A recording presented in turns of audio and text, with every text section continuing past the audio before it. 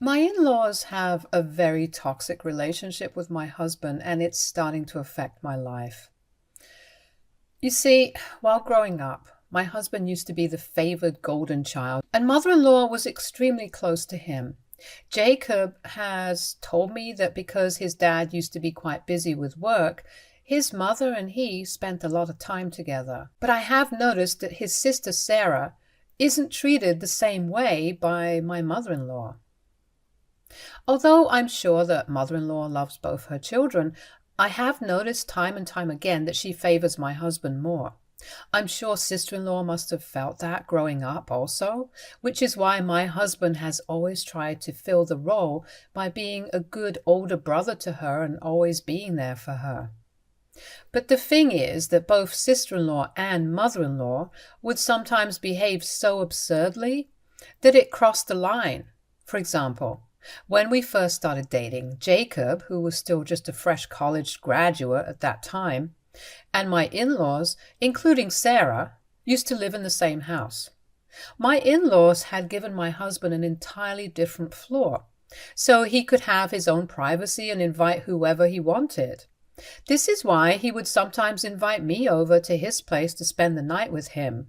However, on several occasions during the morning, sister-in-law would barge into our room while we were sleeping without knocking. As you can imagine, sometimes we were not even properly dressed, but she would act like it was completely normal and start talking to Jacob about very random things.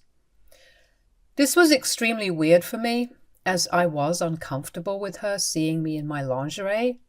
Before anyone points out, I completely understand that Jacob lived with his family at that time, so I should have expected this.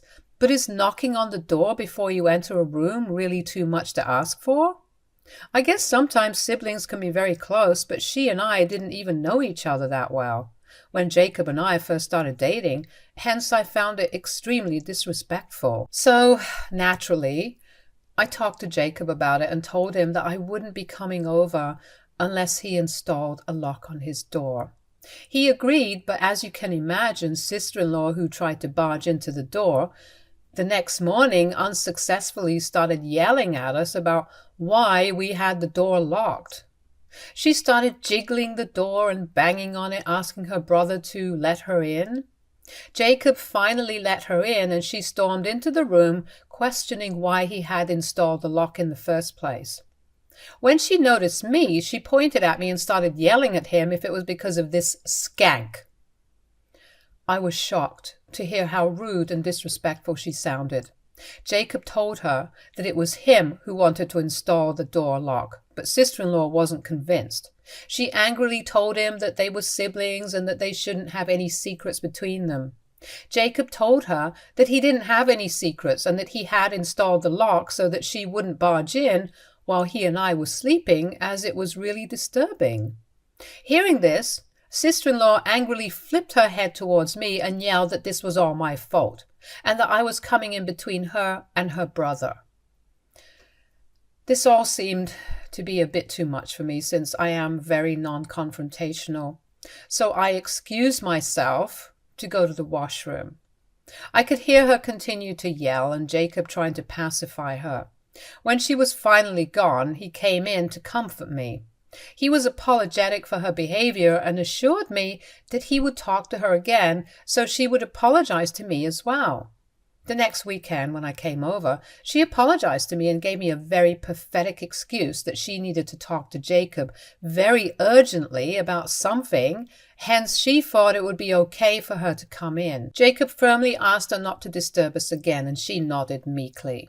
Although this issue was solved, this wasn't her only weird behavior towards Jacob. If me and Jacob would disagree on something, even on small things like movies, and if sister-in-law was around, she would start telling him how he should date someone who had similar tastes like him and that we were clearly wrong for each other. Jacob would shoot her a disapproving look, but she would just smirk. Another incident would be where she would ask me uncomfortable questions about my past, trying to dig into my life. Jacob and I had been honest about each other's past from the very beginning, but I didn't feel comfortable sharing it with his sister. But regardless of my feelings, she would ask me uncomfortable questions like, "Why did your ex break up with you?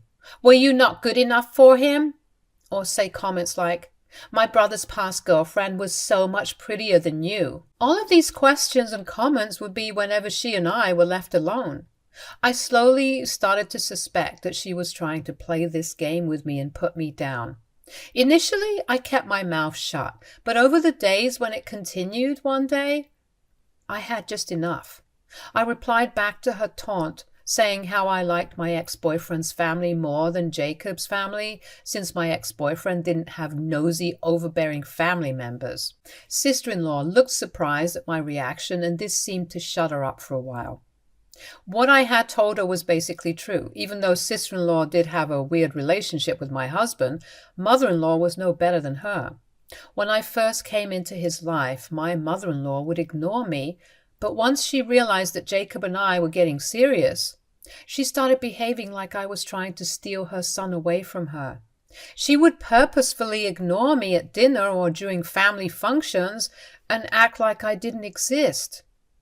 Jacob sometimes noticed this and would try to talk to her about it, but she has never changed. Mother-in-law once even called me stuck up and spoiled, just because my parents sent me to private school, and she was a public school teacher.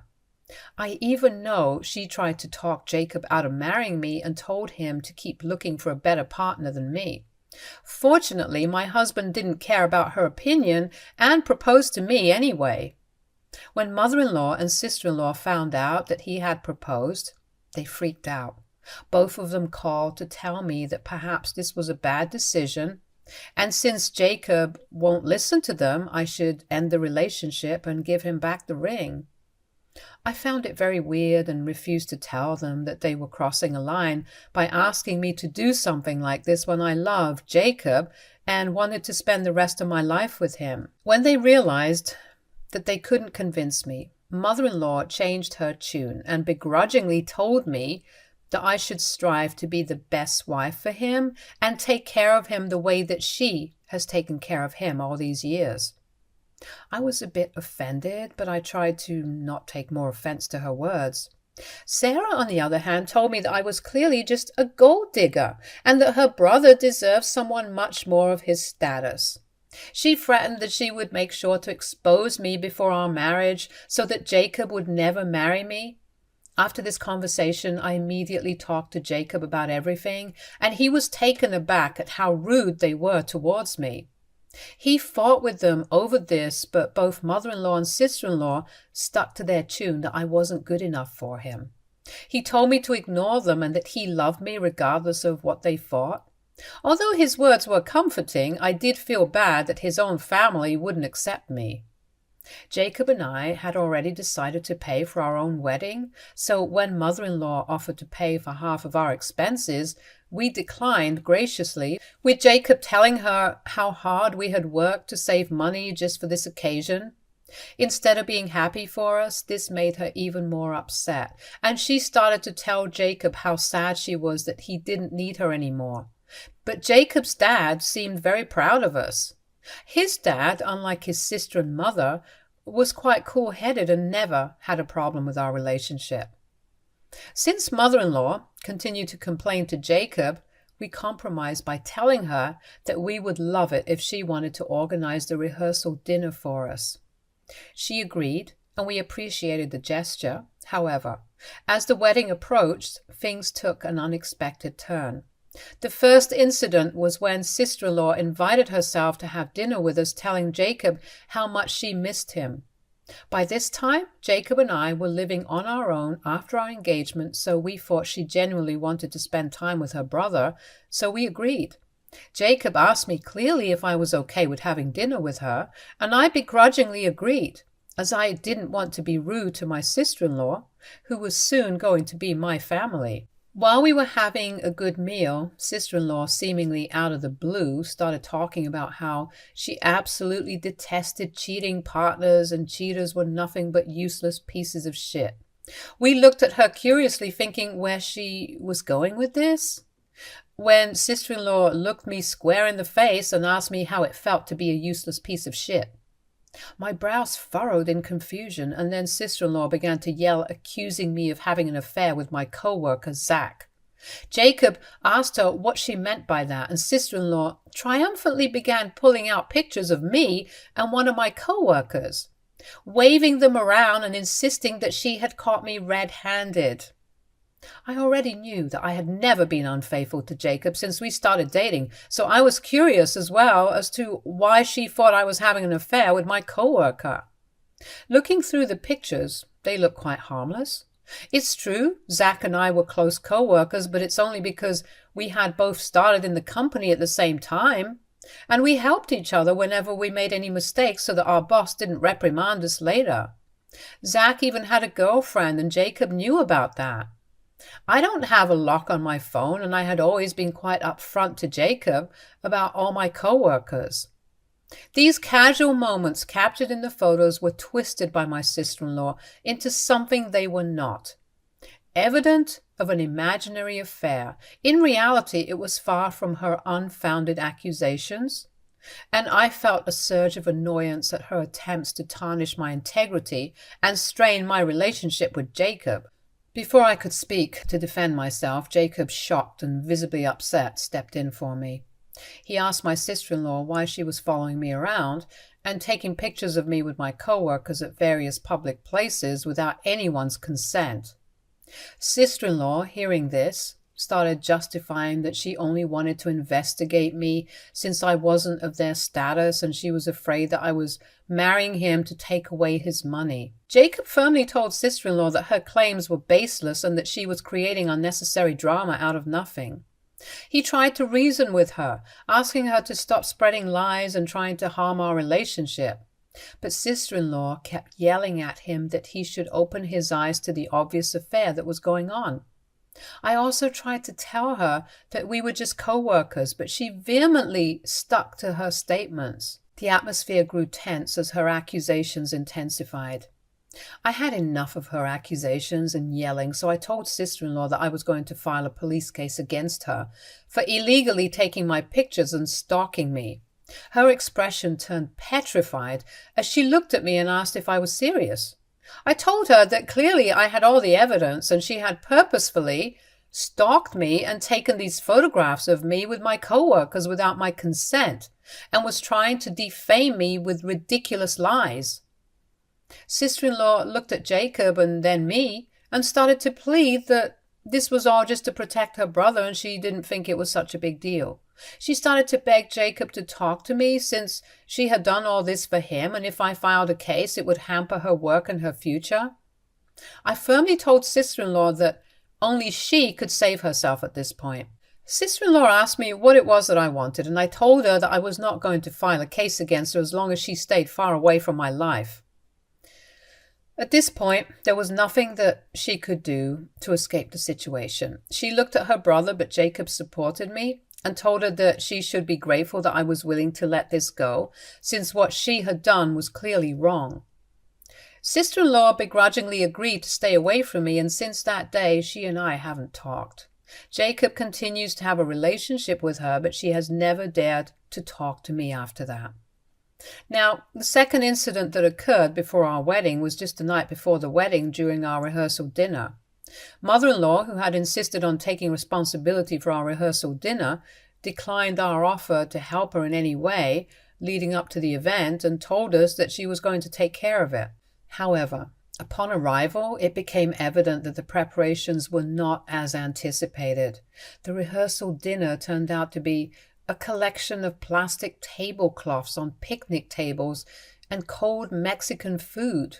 During dinner, she kept acting upset, and it made the whole celebration feel a bit off. She got drunk and started behaving inappropriately with the other guests, saying she couldn't wait for the wedding stuff to be over, and how stressful it had been, even though she did not contribute financially or in any planning. Eventually, my father-in-law got pissed also and escorted her out. My sister-in-law tried to protest, trying to justify her mother's behavior, but my father-in-law refused to listen to her. As you can imagine, it was a complete disaster, and I started freaking out that both these women would somehow spoil my wedding the next day as well. That night, Jacob and I had our first fight. I told him firmly that he needed to uninvite both sister-in-law and mother-in-law, since clearly with the way that they were behaving, they would definitely do something to upstage us during the wedding. My husband vehemently refused and tried to assure me that father-in-law would be there and he wouldn't let them get away. Then I had to threaten Jacob that if he didn't uninvite his mother and sister, there would be no wedding the next day. Jacob was visibly shocked by my demand, as I knew exactly how I sounded, but I was anxious thinking about what these women would be up to. I didn't want to be embarrassed again in front of my family and friends on my wedding day. Jacob clearly didn't have strong boundaries, but I hoped, with this ultimatum, he would understand just how much they were starting to affect our relationship. Thankfully, Jacob did understand and made the right choice. He called his dad early in the morning and let him know that his mother and sister were uninvited. Father-in-law didn't even seem surprised and assured him that he would make sure that mother-in-law and sister-in-law wouldn't show up uninvited. After a few months of our conversation with father-in-law, mother-in-law and sister-in-law started calling Jacob continuously, clearly to convince him to let them come to his wedding, but Jacob firmly told them that after how they behaved with me throughout our relationship, he didn't feel comfortable with them during the wedding. Hearing this, mother-in-law started telling him how bad of a woman I was for coming in between him and his mother, and sister-in-law tried to reason with him as well, but Jacob stuck to his guns. I did feel bad that father-in-law couldn't come to our wedding because of his wife and sister, and believe me, I felt horrible for my ultimatum, but all my guilty feelings went down the drain when I later learned from some of Jacob's cousins that sister-in-law and mother-in-law had planned on wearing white dresses to our wedding. They told me how they all had a family WhatsApp group where there were only female members, and in this group, sister-in-law had encouraged others to wear white, also saying how there was no reason for bride-to-be the only one wearing white. I was shocked at how low they could just hurt me. After learning of this, I was glad that they were uninvited. Jacob did miss his family, but he also understood where I was coming from. Overall, we had a great wedding, and no one tried to upstage us. But since that day, mother-in-law and sister-in-law stopped talking to me completely, which made me very glad, and I was perfectly comfortable with it. They would only invite my husband over for dinner or on special occasions, which I didn't mind terribly. Father-in-law, on the other hand, was kind to me, and we continued to stay in touch. Over the years, Jacob and I saved our money meticulously and eventually bought a new house this year. It is our very first home, and as you can imagine, we were very excited about finally owning something this huge. His parents and sister-in-law did come to visit our place for a small housewarming celebration, and on that day, to avoid them, I visited my parents and spent some time with my family. Now, coming to the main issue, last month, out of the blue, my mother-in-law called me. This was very, very unexpected, since she and I have never talked with each other since the day I got married to Jacob. Surprisingly, she asked me casually about how I had been and how my life was going. I was a bit taken by her sudden interest, but I answered her questions regardless. Then she started asking how it felt to live in such a huge house when it was just me and Jacob. Her words stung, because Jacob and I had been wanting to get pregnant for a long time, but due to some infertility issues, I was unable to get pregnant. Jacob knew about this, and although we mourned that we might never be able to have children of our own, we had eventually accepted it. I had told Jacob several times when I first found out the news that he was welcome to divorce me if he wanted to, so he could eventually marry someone else and have his own children. But Jacob had always stuck by me. He loved me and told me that it was okay for us to be childless as long as we had each other. Obviously, our families also knew about this, which is why mother-in-law subtly commented about it. She then went on to inform me that my sister-in-law was pregnant. I was shocked to hear this, since this was going to be her 6th child. I had heard from Jacob how jobless her husband was and didn't believe in using a condom, which would lead to these accidental pregnancies. Sister-in-law's partner was the epitome of laziness and did nothing around the house to help her or the kids. I have heard from Jacob that he treats sister-in-law like his personal maid. He never even pays any bills around the house. Sister-in-law works multiple part-time jobs while he spends the whole day gaming.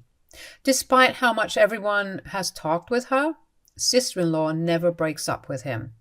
My mother-in-law then continued saying that since sister-in-law could no longer afford to keep working throughout her pregnancy, she thought it would be a good idea for me and Jacob to give up our place since it was too big for a childless couple like us. I was taken aback by her demand and struggled to form words. I asked her if she was joking with me, but mother-in-law went on to say that she was in fact very serious and that sister-in-law and her husband deserved to live in a bigger house, but since she did not have space at her own house to let them move in, she had asked them to move in with us. The weight of this announcement hung in the air, and I found myself trying to compose a response amid the whirlwind of emotions that now enveloped me. I explained to her how this was our home, which we were still paying for. The notion of someone else moving in with us so abruptly without even asking for our permission was intrusive and ridiculous. However, my mother-in-law insisted, emphasizing that she had already talked with Jacob and he had agreed with this. This seemed bizarre, as me and Jacob always shared everything with each other, and I knew for sure that he would have definitely told me the news if he had agreed to let his sister and her family stay with us. I firmly told mother-in-law that since the house belonged to both me and Jacob, he couldn't give permission all on his own without my consent. No one was allowed to live here with us without both of us agreeing to it. To compromise, I told her that I would be happy to host sister-in-law and her husband for a few days if that's what they wanted, but I wouldn't allow them to move in with me. Mother-in-law, on the other hand, started to yell at me that making space for my sister-in-law and her husband was expected of me as a dutiful daughter-in-law, and if I agreed to her demands, all our past issues would be forgiven. So in anger, I replied to her, "Sure, I'll be happy to let them have our place, but you see, we are still paying for this place, and I know that if sister-in-law and her husband move in, they won't be helping us with the mortgage or the bills. Hence, I think you should take some responsibility and help pay for sister-in-law, her husband, and her children to live in our house. I'll be happy if you can pay just the mortgage for us and we can cover the bills for everyone. I know that you won't be able to pay the mortgage with just the one job you have, so tell me when you're getting a second job to pay off the debt." Mother-in-law, hearing this, erupted in a fit of rage, shouting and expressing her displeasure. She told me that it was ridiculous of me to ask her to pay the mortgage for us, and I retorted back that it was equally ridiculous for her to expect us to take care of sister-in-law's family and to let them move in. This pissed her off even more, and she continued to yell while I smiled in satisfaction. She disconnected the call when she realized that I wasn't going to give in to her demands.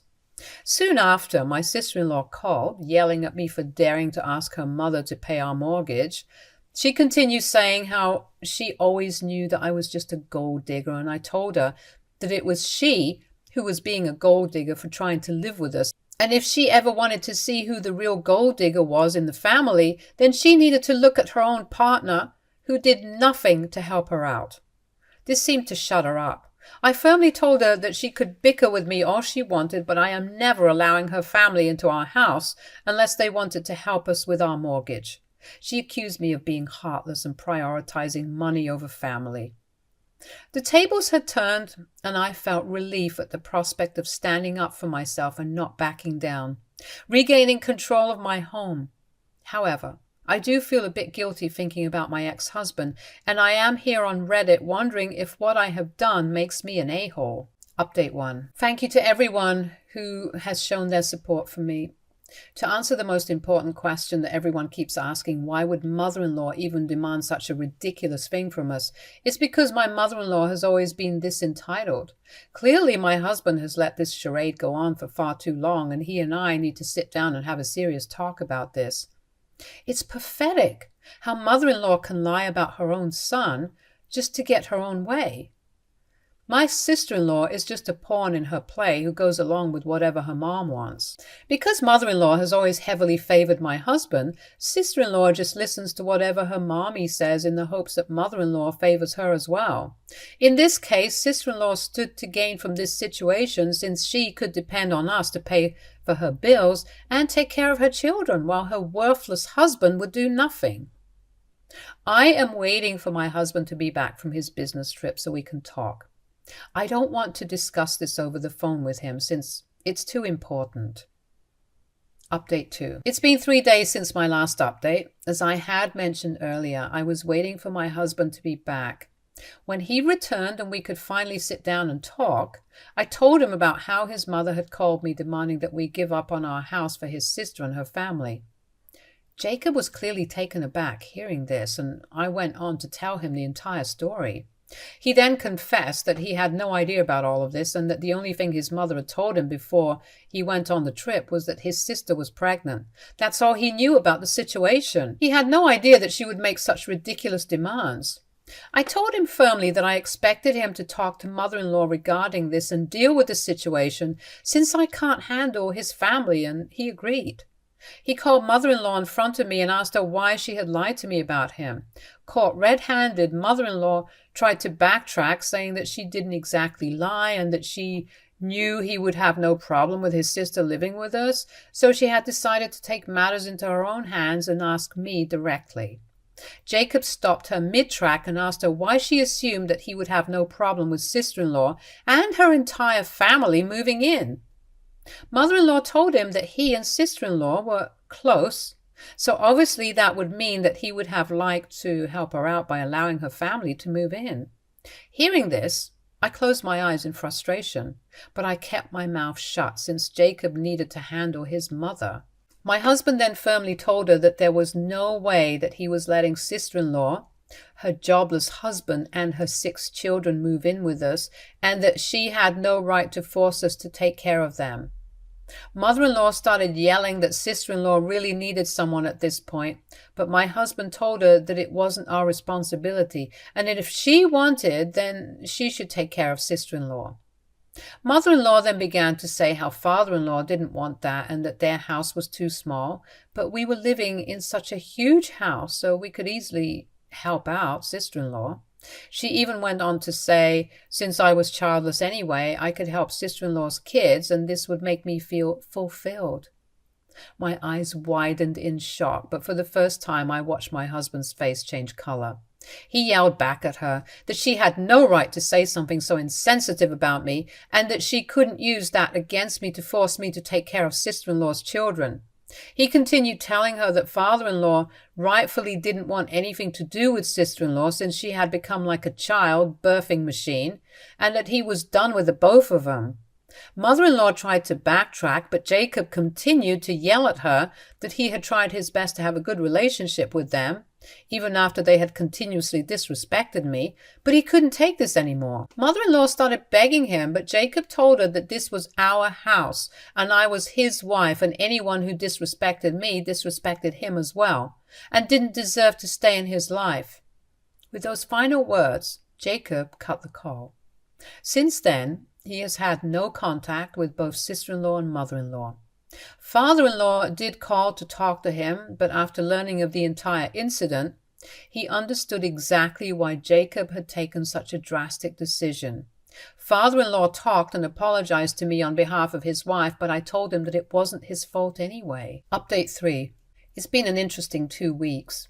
A lot of people suggested I install cameras around my place just in case mother-in-law and sister-in-law decided to show up and create a scene.